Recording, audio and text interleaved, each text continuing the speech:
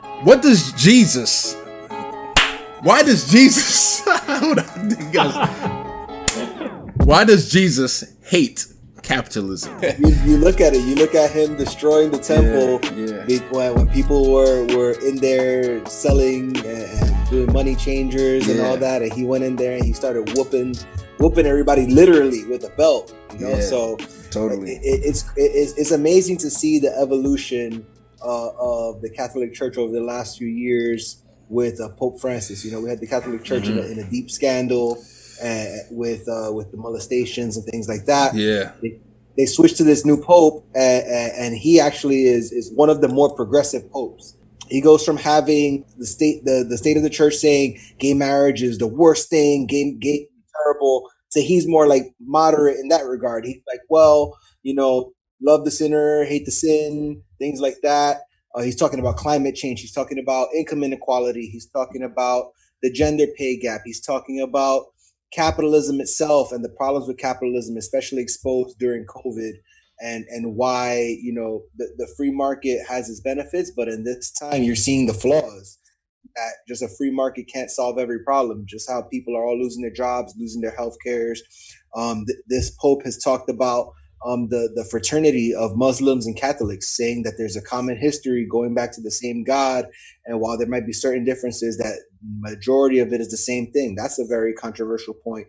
He's rejecting war. He does even the choice of his name as Pope Francis.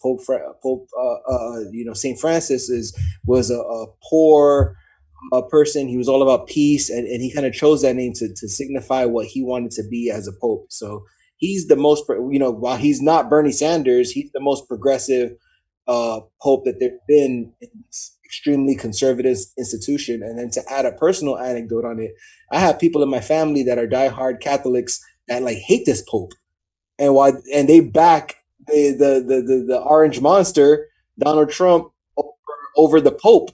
They're like, well, Donald Trump is more religious and he's a saved man, and this pope, he's really just throwing things down the toilet.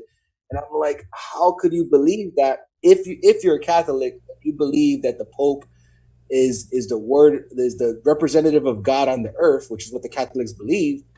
How could you deny this man and then go and follow Donald Trump? So it's just crazy to see that religious conservatism is not about what the Bible believes or what the Bible says and following God.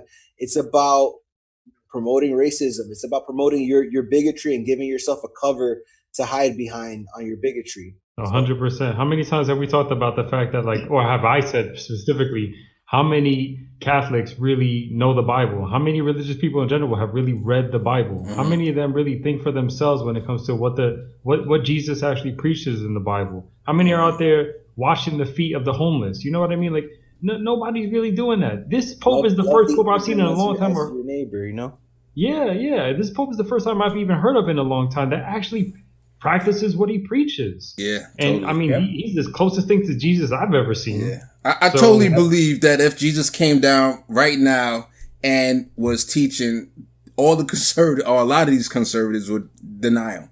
Like, nope, you're not the real one. Yeah, just like how the Pope denied Mike Pompeo. Mike Pompeo said, nope, I want to meet with you. There you go. We mentioned why we talking about this, because it's, every once in a while the Pope comes out with these big documents and speeches, talking about either topics that are contemporary topics, but rooted into like the greater theology of Catholicism. And recently he came out with one where he was calling the neoliberalism just magic theories and things like that. He said anyone who thinks that the only lesson to be learned was the need to improve what we were already doing or to refine existing systems and regulation is denying reality. The fragility of world system in the face of the pandemic has demonstrated that not everything can be resolved by market freedom.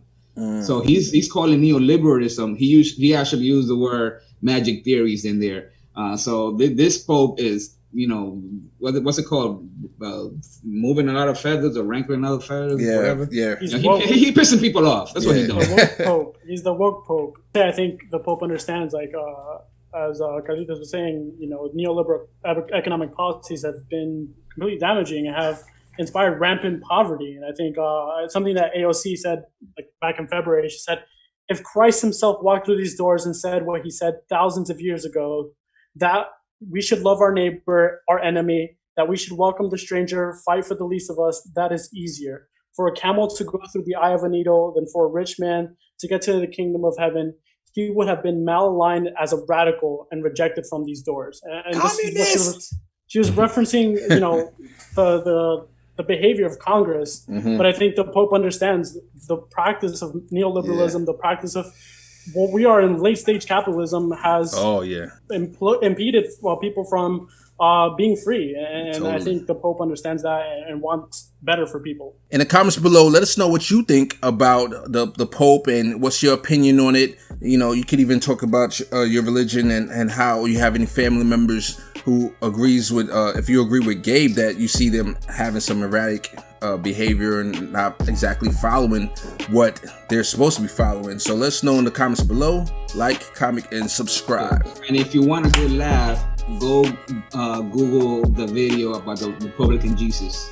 Rabbi, surely you can heal me. My child, of course I could. But who would pay for it? What? I don't understand. I don't have any money. Yes, it is a sad story, but it does not make me responsible.